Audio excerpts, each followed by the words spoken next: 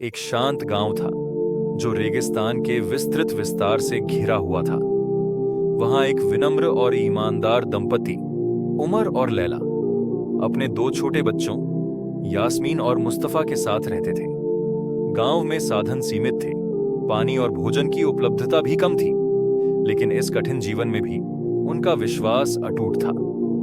वे रमजान के इस पवित्र महीने का बेसब्री से इंतजार करते थे, क्योंकि यह आत्मशुद्धि, आध्यात्मिक उत्थान और ईश्वर के करीब जाने का अवसर था। रमजान की शुरुआत, रमजान का महीना शुरू हो चुका था और पूरा गांव एक विशेष शांति और आध्यात्मिकता की भावना से भर गया था।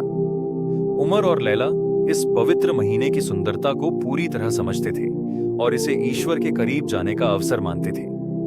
वे अपने बच्चों को भी इसके महत्व के बारे में सिखाने का प्रयास करते थे। हर सुबह जब फजर की अजान होती, उमर अपने बच्चों को जगाते और नमाज पढ़ने के बाद उन्हें रोजे की अहमियत समझाते। वे बताते कि यह केवल खाने पीने से परहेज करने के लिए नहीं, बल्कि आत्मसंयम, धैर्य और कृतज्ञता की भावना विकसित करने के लिए है। यास्मीन और मुस्तफा ध्यान से अपने पिता की बातें सुनते और हर दिन कुछ नया सीखते।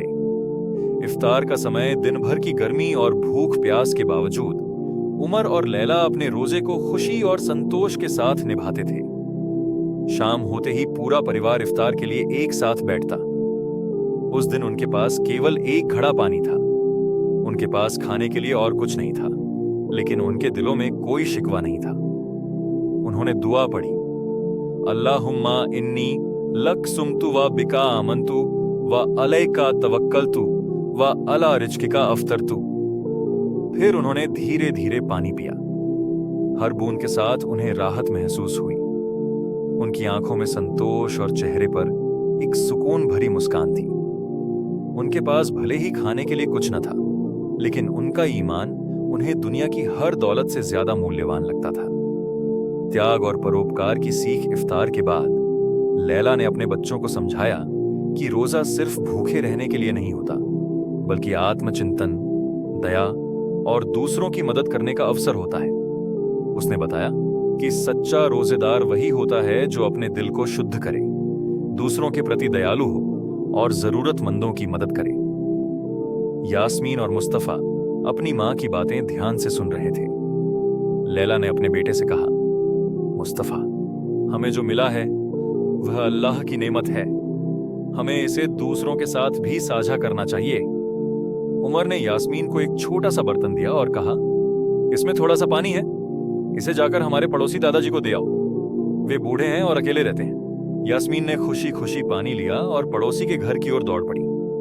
जब उसने दरवाजा खटखटाया तो एक वृद्ध व्यक्ति ने दरवाजा खोला। यास्मीन ने मुस्कुराते हुए कहा, दादाजी, यह हमारे घर से आपके लिए पानी लाई हूं। बूढ़े व्यक्ति की आंखों में आंसू आ गए। उन्होंने दुआ दी, बेटी, अल्लाह तुम्हारे परिवार को हमेशा खुश रखे। यास्मीन का दिल गर्व और खुशी से भर गया। उसने महसूस किया कि देने का आनंद पाने से कहीं अधिक होता है। सच्ची समृद्धि ईमान में है। उमर और लैला ने अपने बच्चों को सिखाया कि असली समृद्धि धन दौलत में नहीं, बल्कि दिल के सुकून और ईमान की पक्की नींव में होती है। उनकी झोपड़ी छोटी थी, लेकिन उनके दिल विशाल थे। उनके पास भले ही ज्यादा साधन न थे, लेकिन वे संतोष और कृतज्ञता में समृद्ध थे। जब रात हुई तो पूरा परिवार एक साथ बैठा और अल्लाह का शुक्र अदा किया। उमर ने अपने बच्चों को सिखाया कि रमजान हमें त्याग, धैर्य और दूसरों की भलाई के लिए जीना सिखाता है। उन्होंने कहा, यह महीना सिर्फ भूखे प्यासे रहने का नहीं, बल्कि अपनी आत्मा को निखारने और दूसरों की मदद करने का है। बच्चों ने सिर हिलाकर हामी भरी।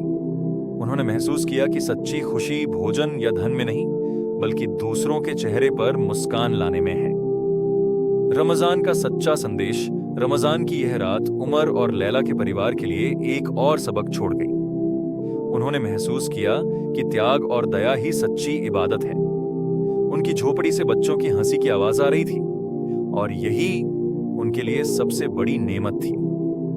इस कहानी से हमें यह शिक्षा मिलती है कि असली दौलत भौतिक संसाधनों में नहीं, बल्कि ईमान, कृतज्ञता और परोपकार में होती है।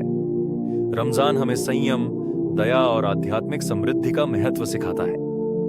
जब हम अपने दिलों को शुद्ध करते हैं, दूसरों की भलाई के लिए सोचते हैं और अल्लाह के प्रति कृतज्ञ रहते हैं, तभी हमें रमजान की असली नेमतों का एहसास होता है। अगर ये कहानी आपको पसंद आई हो तो हमारे चैनल को लाइक, शेयर और सब्सक्राइब करना न भूलें। इससे हमें और बेहतरीन इस्लामिक कहानियां और दीन की बातें आप तक पहुंचाने में मदद मिलेगी। जज़ाकल्लाहु खैर।